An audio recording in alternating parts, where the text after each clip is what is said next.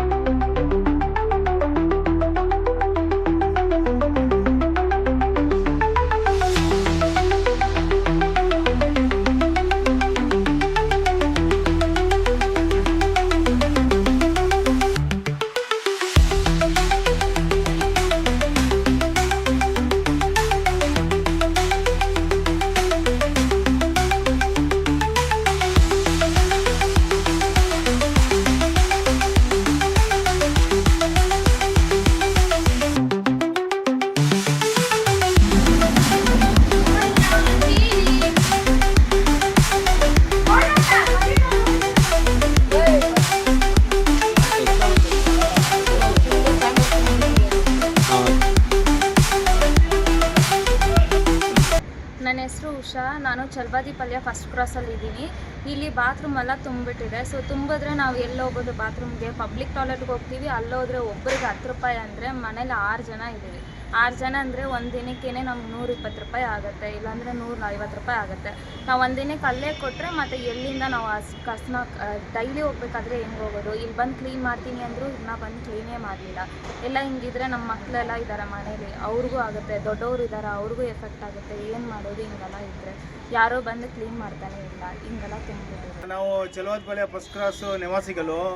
ನಾವು ಒಂದು ವರ್ಷದಿಂದ ಈ ಚಾಂಬರ್ ಬ್ಲಾಕ್ ಆಗಿ ನೀರೆಲ್ಲ ಬೀದಿಯಲ್ಲಿ ಹರಿತಾ ಇದೆ. ಗೋರಿಪಾಳ್ಯ ಆಫೀಸ್ BWS ಕಂಪ್ಲೇಂಟ್ ಕೊಟ್ಟರು ಅವ್ರು ಬರ್ತಾರೆ, ಸುಮ್ಮನೆ ಒಂದು ದಿವಸ ಮಾಡ್ತಾರೆ, ಮತ್ತೆ ಅದೇ ಸಮಸ್ಯೆ. ಅವರು JE ಹತ್ರ ಕಂಪ್ಲೇಂಟ್ ಕೊಟ್ಟರು, ಏನು ಕ್ರಮ ತಗೊಳ್ತಾ ಇಲ್ಲ. ಲಕ್ಷ್ಮೀನಾರಾಯಣ ಗೌಡ ಅಂತ ಅವ್ರ ಹೆಸರು.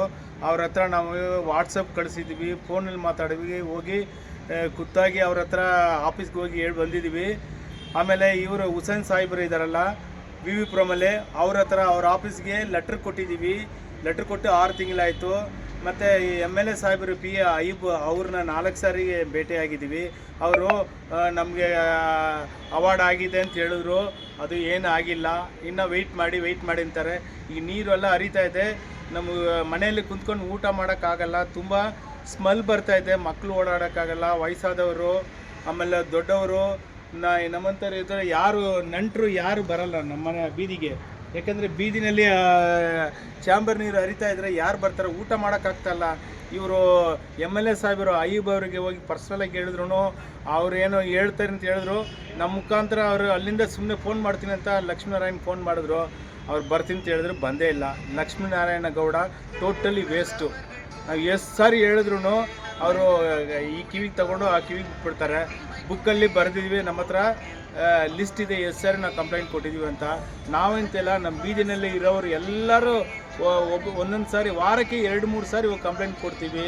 ಇದು ಏನು ಕ್ರಮ ತಗೊಳ್ತಾ ಇಲ್ಲ. ನಮಗೆ ಈ ಪೈಪು ಬದಲಾವಣೆ ಮಾಡಿಕೊಡ್ಬೇಕು. ಅವರು MLA PA ಇದ್ದಾರೆ ಅಯ್ಯೂಬ್ ಸಾರು, ಅವ್ರ ಹತ್ರ ಕೊಟ್ಟಿದ್ದೀವಿ. ಅವ್ರ ಹತ್ರ ಹೋಗಿ ಪರ್ಸ್ನಲಾಗಿ ಹೇಳ್ಬಿಟ್ಟು ಬಂದಿದ್ದೀವಿ, ಅವ್ರು ಮಾಡಿಕೊಡ್ತೀನಿ ಅಂತ ಹೇಳಿದ್ದಾರೆ. ಬಟ್ ಏನು ಕ್ರಮ ಇಲ್ಲ. ಇದು ಯಾರ ಹತ್ರ ಹೇಳ್ಬೇಕು ನಮ್ಗೆ ಗೊತ್ತಿಲ್ಲ. ಈ ಸಮಸ್ಯೆ ಪರಿಹಾರ ಆಗಬೇಕು. ತಮ್ಮಿಂದ ಈ ಥರ ಆದರೆ ತುಂಬ ಧನ್ಯವಾದಗಳು. ಸರಿ.